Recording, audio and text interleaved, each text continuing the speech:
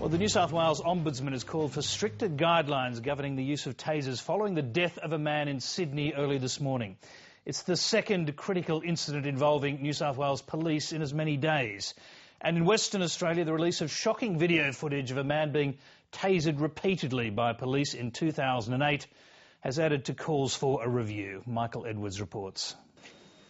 Frantic efforts by paramedics couldn't save the man. His heart stopped when he was tasered by police after they were called to an apartment in Sydney's west just after midnight this morning.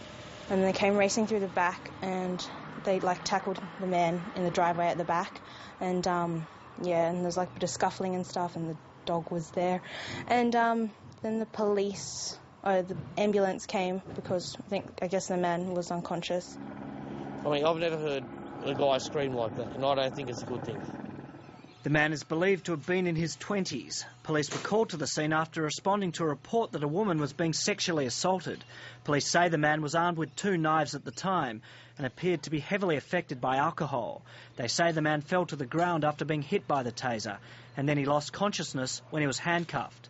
New South Wales Police have defended the use of the taser. The Police Commissioner, Andrew Scipione, says the officers made a choice which could have saved their own lives. The taser camera footage has been reviewed, and that footage supports that view. As for the cause of the death, well, that's a matter that we're going to have to leave to the coroner. It's the second fatal incident involving New South Wales Police over the past few days, and both will be subject to a critical incident investigation. 35-year-old Stephen Basevsky died after being subdued by police during Rugby League Grand Final celebrations. Police also used a taser when they tried to restrain his brother. The New South Wales Premier has rejected a call from the Greens for an independent inquiry into tasers. Let's allow these investigations to take their course. Let's allow the facts of this situation to be put before us before we rush to judgment on what the next step should be. But the use of the taser has been questioned elsewhere in the country. In Western Australia, police have been criticised by both civil liberties groups and the government for an incident where an Aboriginal man was tasered 13 times at a Perth watch house in 2008. Footage of the incident has been released by the state's Crime and Corruption Commission, and it sparked nationwide outrage.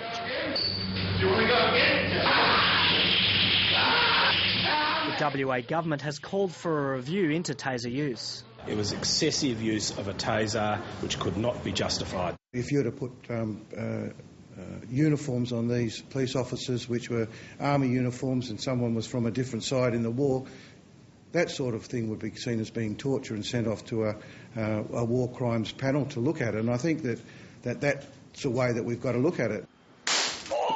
In New South Wales, tasers were introduced in 2009 after a series of trials. Around 2,000 devices were rolled out across the state. The version used by police there shoots out 50,000 volts of electricity and is supposed to be used in extreme situations, such as when the well-being of an officer is at risk. Tasers are supposed to provide a safer alternative to the use of firearms. The use of tasers is up.